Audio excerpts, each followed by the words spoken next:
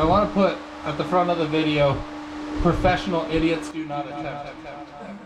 In this episode, John struggles with life working on cars. Oh! I just soaked my entire side of my pant leg in that pool. I'm so pissed off. Ugh. Really? On top. What was that? Oh my god, I just put my other pant leg in the coolant. Why?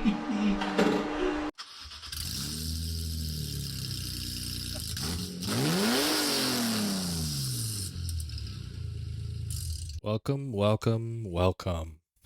Besides John practically giving up on life, we are removing the transmission and installing the radium fuel rail and fuel pump assembly. It's important to note that I removed the transmission and left the engine in the car, but like I said in the previous video, I recommend just removing both because trying to install the exhaust manifold while the engine's in the car is practically impossible. So you may as well just do yourself a favor, pull the engine and the transmission at the same time. And that way, if you're doing a clutch job or anything, you can take care of it at the same time. But without further ado, let's begin. First off, I'll be removing the starter and the fuel line, going down to the fuel pressure regulator from the factory fuel rail. And once we have that out, I'll remove the ground cable that's between the engine and the body on the passenger side. And we'll move on to removing the transmission.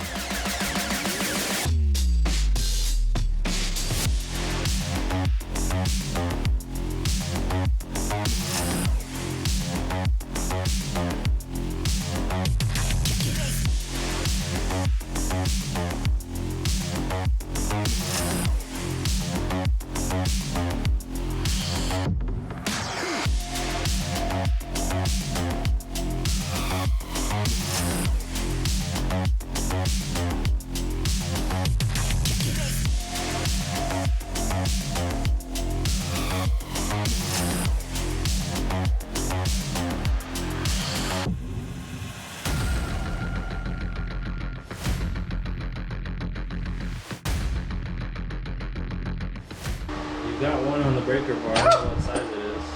Oh! I just soaked my entire side of my pant leg in that coolant. I'm so pissed off. Ugh. You're also rolling, so it's not really Really? on top. And that goes. What was that? Hit my head on the hoist leg again. Yeah. Oh my god, I just put my other pant leg in the coolant. Why? Why are we doing this? Why are we? Is it really gonna be worth it? I'm just saying, man, like, why are we doing this?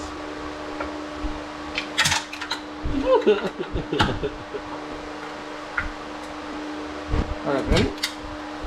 Up top. Me. Whoever designed this thing.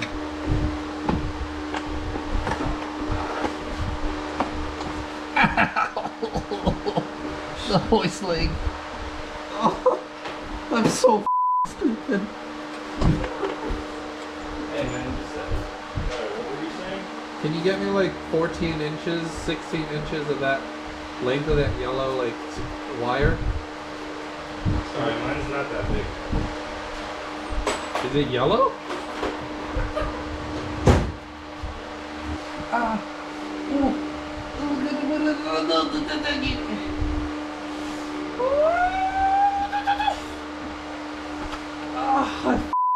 My knee. Oh, me. Why did I do that twice?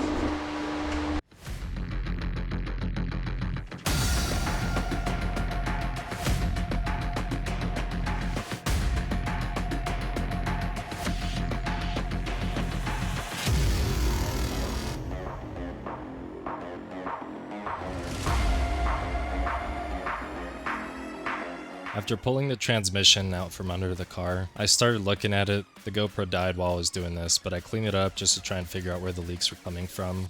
And I noticed the shift shaft seal and the output shaft seal are the two seals that looked like they were bad. So I went ahead and ordered those parts and moved on to the next day, where I started off by mixing some epoxy so I could place that screw in that little vacuum piece by the brake booster, and then started working on pulling the parts out for the fuel system.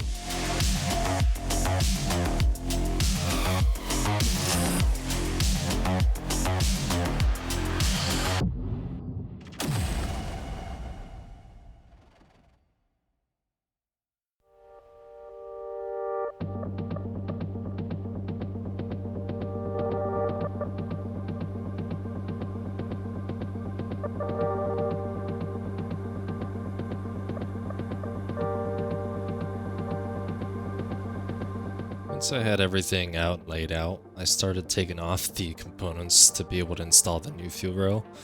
The first one that I didn't show on video here is that vacuum barrel right there. That one, you just pull up on there. There's a bunch of O-rings under it. It'll just pop right up. It takes a little bit of effort, but it is bolted to the factory fuel rail. There's just one bolt in the front, one bolt in the back of the engine. Once you get those two bolts out, pull it up, and then start taking the clips off of the connectors for each injector. And then once you have those off, you should be able to pull the factory fuel rail up and out. And then what we started doing is just putting the electrical adapters for the new injectors onto that electrical harness rail ahead of time. That way we didn't have to deal with the weird factory clips. Once we had that in, we inserted the new 1000cc injectors and went from there. To lubricate the new injector seals, I pulled up some oil that I'll be applying to the O-rings. And then I put the fuel rail on the vise here so that I could tighten everything on there without it moving. Once I had the injectors inserted into the fuel rail, I made sure to cap the extra port that's under the fuel rail. You can use that port to add an aftermarket fuel pressure regulator, but I'm not using one, just using the factory one. So they give you a little cap screw that you can just put Loctite on, screw it in. And then the port on the front of the rail, I'm waiting for a fuel pressure gauge, but for now I just put another one of the end caps that they give you.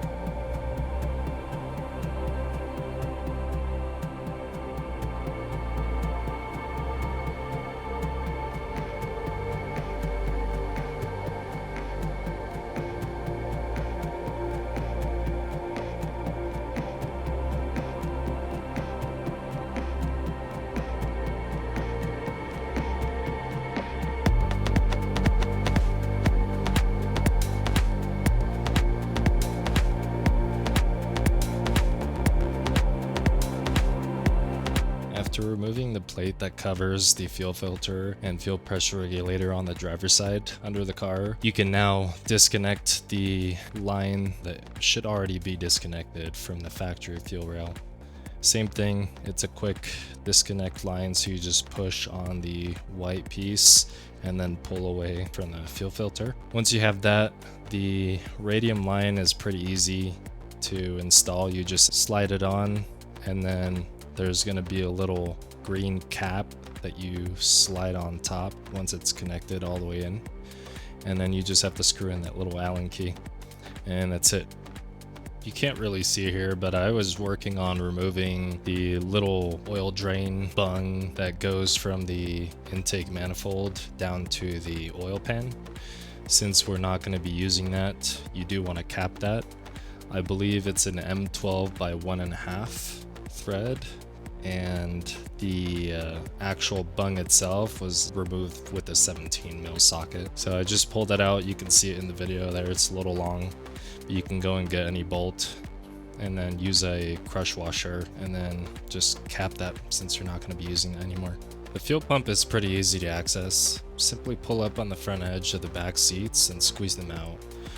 The assembly is on the passenger rear. I kind of struggled a bit removing the big round fastener at the top, but the best method I found was to use 2 flathead screwdrivers with hammers and have someone tap one direction while you tap the other, but both clockwise. But first, disconnect the hoses at the top and then remove that fastener.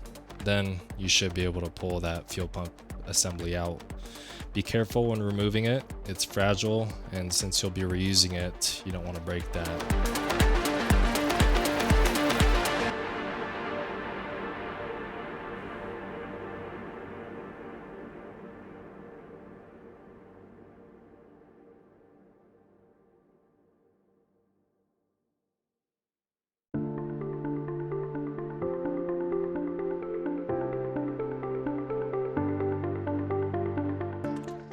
Once I had the fuel pump assembly out, I simply follow the instructions that Radium has on their website because they're pretty good, honestly, so I would just recommend following those when you're doing this.